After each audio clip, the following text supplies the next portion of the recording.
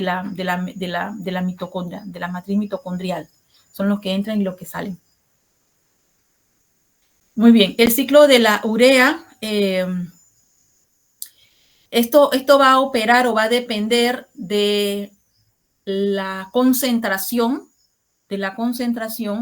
de urea en el sistema, ¿no? Entonces, ¿qué sucede si hay en exceso? ¿Qué sucede si hay concentración de amoníaco en exceso? ¿Qué sucede si hay concentración del aspartato en exceso? El aspartato va a ser el producto de la degradación de aminoácidos, mientras que el amoníaco va a ser producto de degradación o la desaminación de algunos aminoácidos que van a convertirse no necesariamente en esqueletos hacia la vía glucolíticas o hacia la vía lipolítica, sino que también pueden ir a formar lo que son las aminas biógenas. Entonces el amoníaco puede estar en exceso. Utilizas el esqueleto, pero el amoníaco lo puedes tener en exceso. Entonces, para que se se elimine ese amoníaco que puede ser tóxico, entonces se activa esta vía que va a operar entre la mitocondria y el citoplasma. Y vemos entonces aquí cómo va hacia el amoníaco, se une con el glutamato pues va hasta aspartato, y el aspartato ya se va hacia lo que es el ciclo de la urea. Es un ciclo, es cíclico, y lo mismo que es cíclico la transformación del glutamato en alfa-cetoglutarato, ¿eh? Esto también es cíclico, y por eso ustedes ven que muchos aminoácidos derivan hacia glutamato, porque el glutamato genera el aspartato. El glutamato genera el aspartato. El esqueleto de carbono sigue y se utiliza como un reservorio de ese amonio. Por eso es como un ciclo. Y luego ese glutamato puede pasar a aspartato, y ese aspartato entonces es el que participa en el ciclo de la urea. Aspartato es el que participa en el ciclo de la urea. Y aquí vemos la urea con una hidrolasa. Pierde entonces ese grupo amino de la urea. Y bueno, esta aquí también se forma por la citrulina. Ahora bien, si hay exceso de aspartato, ¿cómo puede haber exceso de aspartato? Si hay exceso de amonio, el amonio lo que hace es convertirse a glutamato, pero puede ser que haya exceso de aspartato. Si hay aspartato en exceso, ese aspartato en exceso puede, en lugar de ir hacia acá, ciclo de la urea, miren, ese aspartato en exceso puede ir hacia glutamato, ir hacia amoníaco. Y ese amoníaco entonces activa la vía por medio de la carbamoil-CoA fosfato, y activa entonces la citrulina para que entre un poco de fosfato y se dé el ciclo. O sea que es autorregulado, ya sea que haya exceso de amoníaco que va hacia ese amoníaco, se va a ligar, no se liga directamente hacia aspartato, se liga hacia glutamato. Y el glutamato transfiere a aspartato por la transaminasa, y queda el esqueleto de carbono que puede seguir ligando más. Entonces son dos ciclos que están operando aquí. Pero si hay exceso de aspartato, el aspartato por sí solo no puede activar la vía. No puede activar la vía. ¿Qué es lo que hace el aspartato? El aspartato se convierte en glutamato. El aspartato se convierte en glutamato. Esto que ven ustedes en azules aquí. Y ese glutamato, entonces, por el NAD, en sentido inverso, ¿sí? El NAD oxidado se reduce y queda entonces se libera el amoníaco. El esqueleto de carbono va a alfa-cetoglutarato. El esqueleto de carbono por el glutamato. Entonces el glutamato también es importante en el ciclo de la urea, porque es un ciclo que opera para dar o generar el aspartato. Y luego ya este exceso es el que activa entonces la vía por aquí. ¿Lo ven?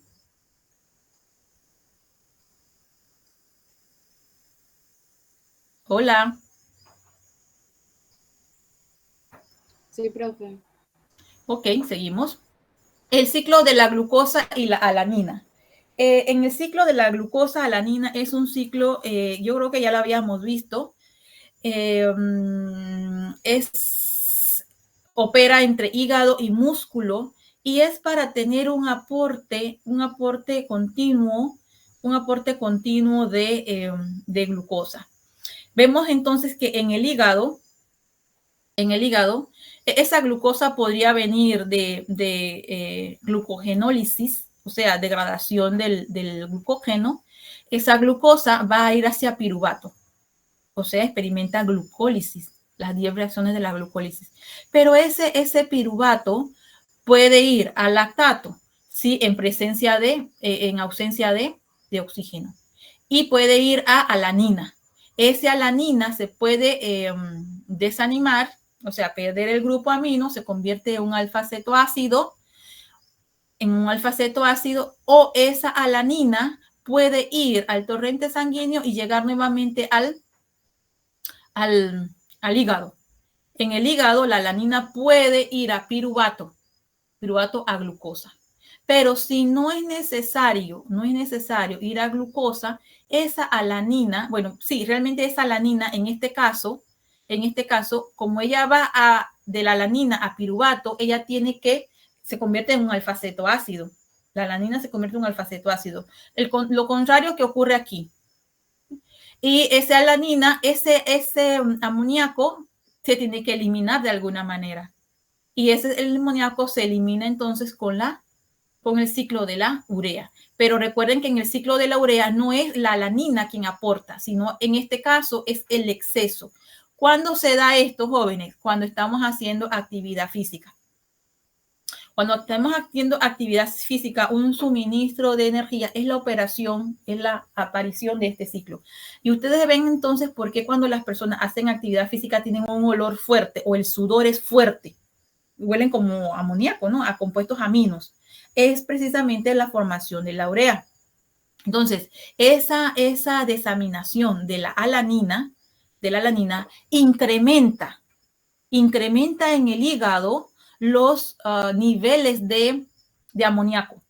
Para eliminar el amoníaco se utiliza entonces el ciclo de la urea, que es el exceso de amoníaco. Entonces venimos aquí, en esta condición, hay exceso de amoníaco. Como hay exceso de amoníaco en el hígado, ese amoníaco por medio de la NADH, va hacia el glutamato con el alfa-cetoglutarato. El amoníaco de la alanina, miren la secuencia de reacciones, el amonio de la alanina que estaba operando aquí, se va a ir a unir con el alfa-cetoglutarato del ciclo de Krebs, y va a formar, por medio de una deshidrogenasa, y va a formar el glutamato. Ese glutamato se va a convertir en aspartato, por medio de una transaminasa.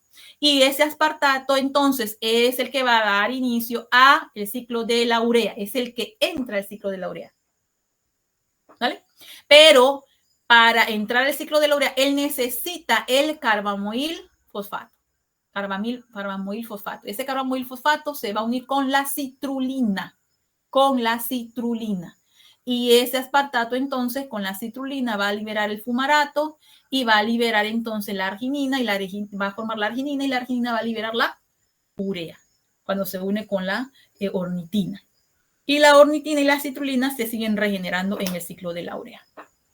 Y entonces es así entonces como se produce el amoníaco. Y en las personas que hacen actividad física vemos entonces que se genera bastante amoníaco. Otra manera de poder activar esta vía es cuando aumentamos la ingesta de proteína. La ingesta de proteína, hay que desaminar esos aminoácidos que están entrando.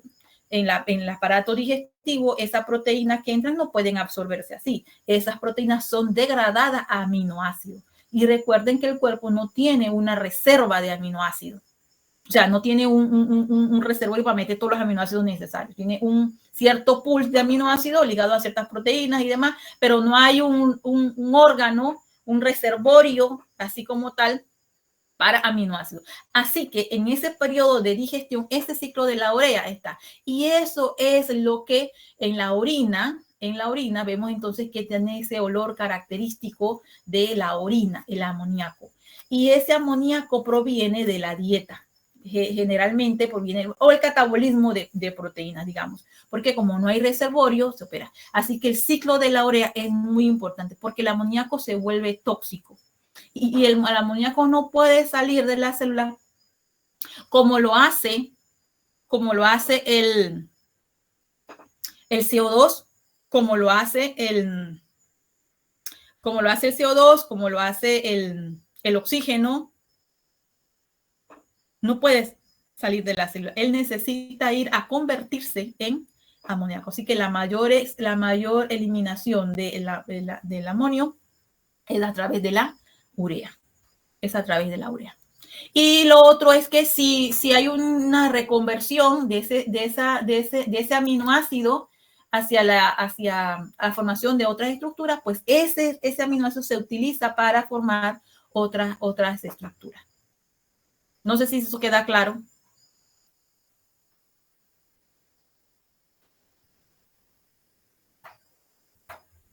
¿Sí? ¿Quedó claro? La función que tiene el bicarbonato.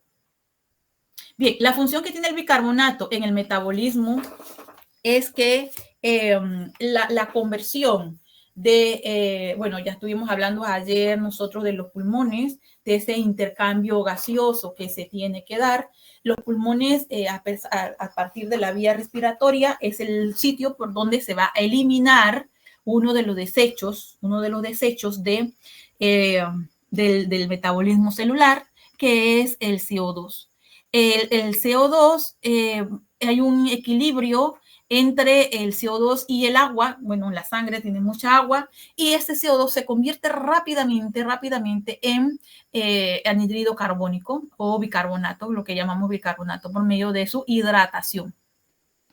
Eso va a ocurrir en la sangre, luego se va a ocurrir el intercambio y en los pulmones, eso que quede claro, en los pulmones no sale bicarbonato. No, usted no excreta bicarbonato en los pulmones, usted excreta el CO2. Hay una reconversión de ese bicarbonato en CO2. Aunque el CO2, la fuente que utilice para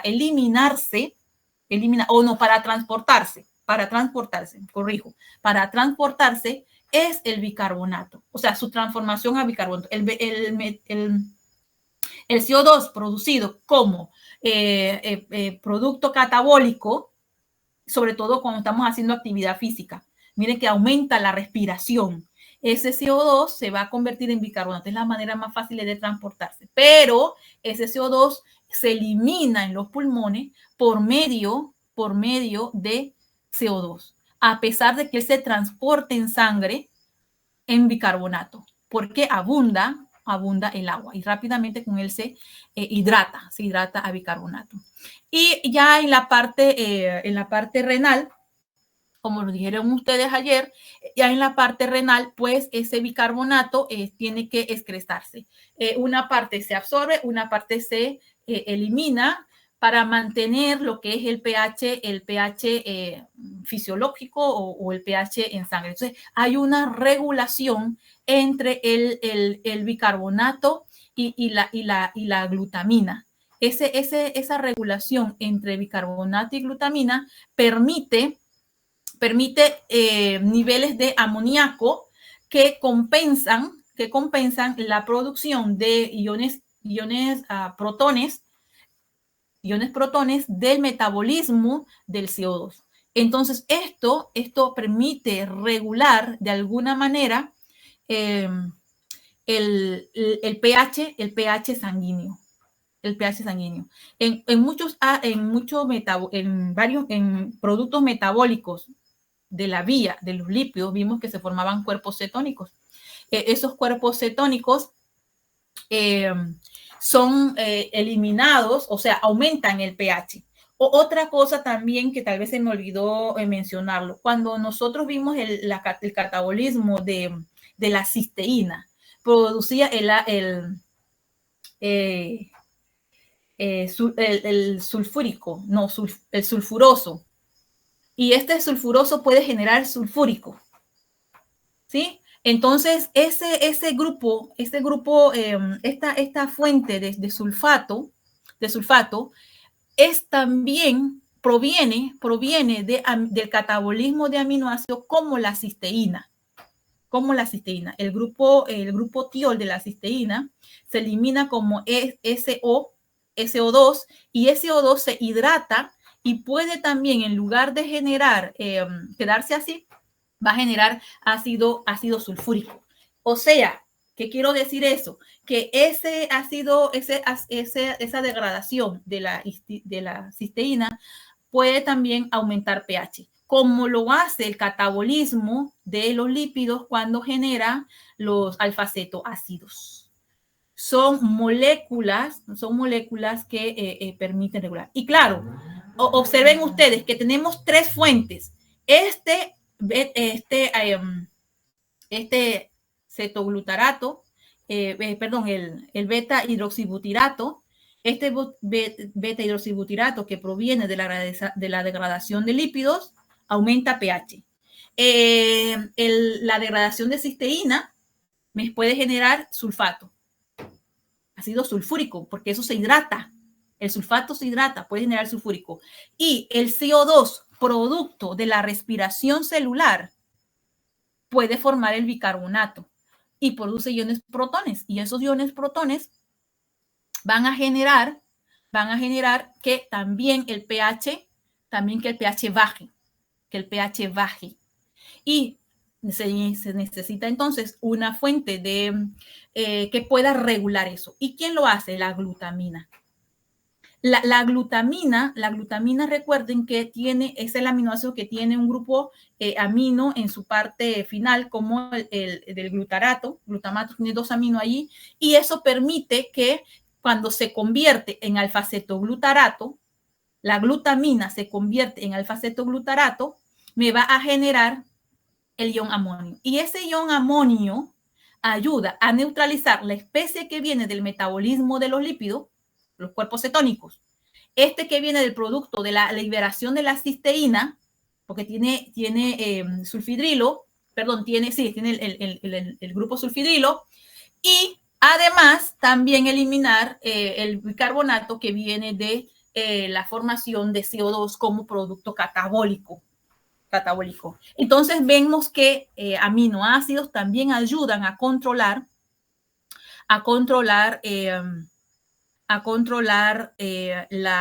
el pH sanguíneo, una manera de poder regular ese pH sanguíneo. Pregunta hasta aquí. ¿Queda claro eso? Una manera de poder regular, de autorregular ese pH. El pH a nivel de los tejidos, a nivel circular, a nivel del pH sanguíneo, es importante. El pH, ¿por qué? Porque muchas enzimas son susceptibles a pH, o sea, permite que algunas enzimas mantengan ciertas interacciones, tengan su estructura tridimensional. Si una enzima pierde su estructura tridimensional, pierde su actividad biológica. Entonces, el pH tiene que regularse, estrictamente regularse. Y en el catabolismo natural, hay muchas reacciones que conducen a aumentar la concentración de iones hidróneos o iones hidrógeno, y por tanto contribuyen a reducir el pH. Es un mecanismo para poder ayudar a reducir el pH, es la formación del ion amonio. No del amoníaco, ojo, no del amoníaco. El amoníaco se tiene que eliminar con la urea.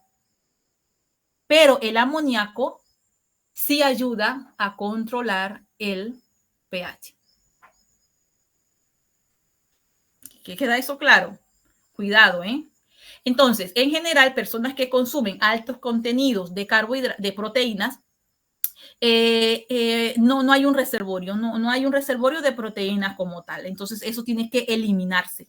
Y se elimina a través de la urea. El esqueleto de carbono puede reutilizarse, puede ir a lípidos, puede ir a las vías de la glucólisis, pero, y producir energía también, pero el amoníaco se tiene que eliminar.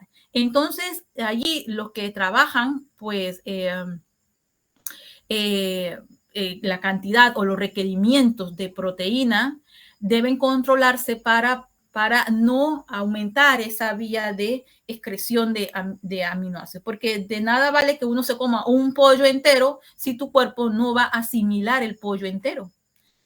Al contrario, pones a trabajar más el cuerpo a comerte ese pollo entero, porque como está alto en proteína, todos esos grupos aminos, todos esos aminos tienen que pasar desaminación, porque no van a ser almacenados. La ingesta se recomienda que 2 gramos por kilogramo de peso corporal por día. Es lo que se recomienda para una persona por día.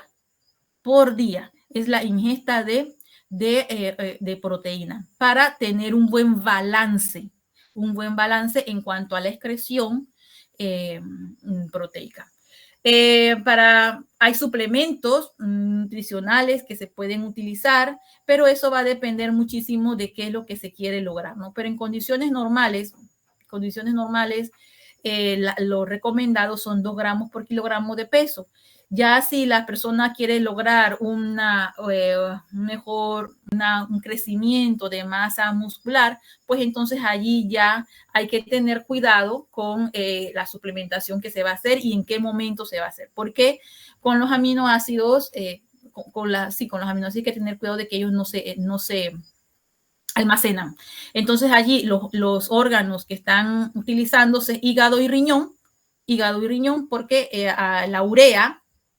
la urea se tiene que eliminar por la orina. Algo se elimina por el sudor y demás, pero básicamente por la orina. Y lo que se hace es que el hígado agarra todos esos esqueletos de carbono, desamina, el esqueleto de carbono va hacia las vías glucolíticas y lipídicas, por eso es convergente, pero el ion el ion amino va hacia el ciclo de la urea. Y el ciclo de la urea va a operar allá en los riñones, donde va a tener que eliminarse. ¿Sí? Va a tener que eliminarse en sangre, en orina. Se va a eliminar a través de los riñones. Entonces es importante eso. Personas que tengan problemas hepáticos, problemas cardiovasculares, reducir pues el consumo de proteína, ya que hacen que los riñones pues vayan trabajando más. Sí, se dice que también causan mucha deshidratación por la eliminación, ¿no? Se necesitan moléculas de agua para poder eliminar eso y aumenta entonces la demanda de hidratación por la sobrecarga. Bien, jóvenes, y entonces con eso terminamos lo que es el metabolismo o el catabolismo de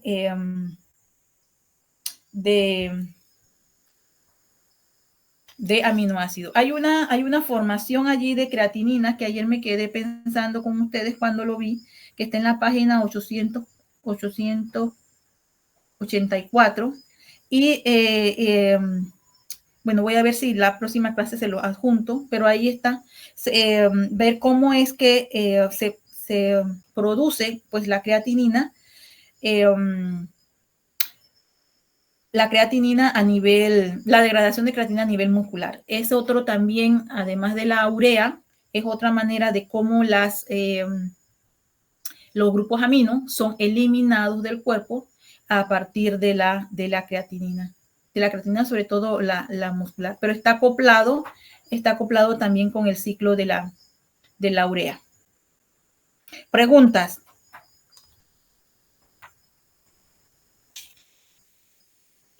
Se fueron todos.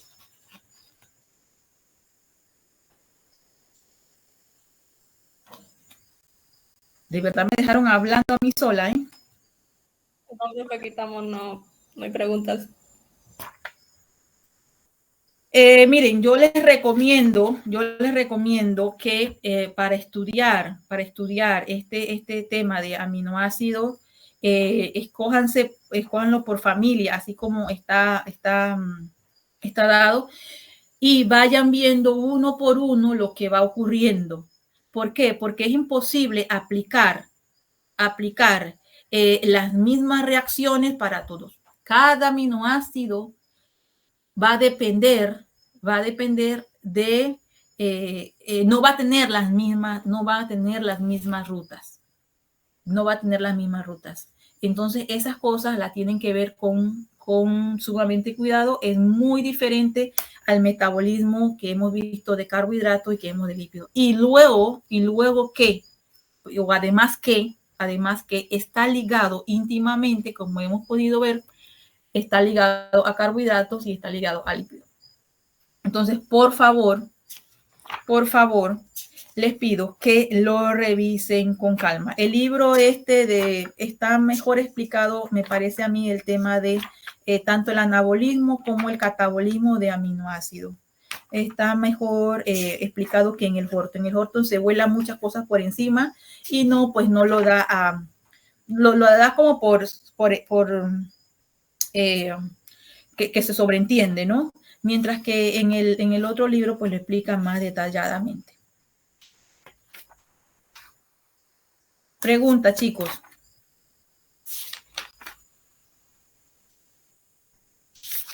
¿Qué hora es? ¿A qué hora termina la clase?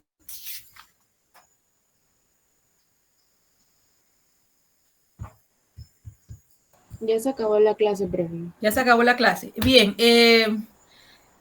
voy a arreglar unas cosas allí y les mando el PPT y también les voy a mandar lo otro. Ya la próxima semana estamos en, final del curso. Y tenemos todavía pendiente la actividad del examen. Ese examen, a mí me falta todavía ácidos nucleicos y me falta algo de proteínas, aunque no es tan largo. Es mejor cambiar ese último examen. ¿Por qué? Porque no le va a dar el tiempo, creo yo, de tener todo el contenido. Además, son 2 horas y no debería ser tanto como 2 horas. Es una sugerencia que yo hago, pero si ustedes quieren que sea ese día, no tengo ningún problema, pero es por ustedes. Yo no sé si va a ser virtual, yo no sé si va a ser presencial, no sabemos nada porque ustedes saben cómo están las cosas en el país. Supuestamente mañana pues ya se va a resolver que si la Corte dice inconstitucional o lo dice el sábado o lo dice el domingo, no lo sé. Pero bueno, tenemos ciertos contenidos que terminar de dar y sobre todo ustedes tienen que estudiar. Sobre todo tienen que estudiar. Entonces, yo no tengo ningún problema. Yo, de hecho, ya creo que el lunes necesito ir al laboratorio. Voy a ir el sábado, pero necesito también ir el lunes. Y el lunes nosotros tenemos clase. Así que dependiendo de cómo están las cosas, pues vamos a ver qué hacemos. Pero jóvenes, por favor, estudien. Estudien porque, bueno, yo no puedo decirle otra cosa que no sea eso. ¿Sí?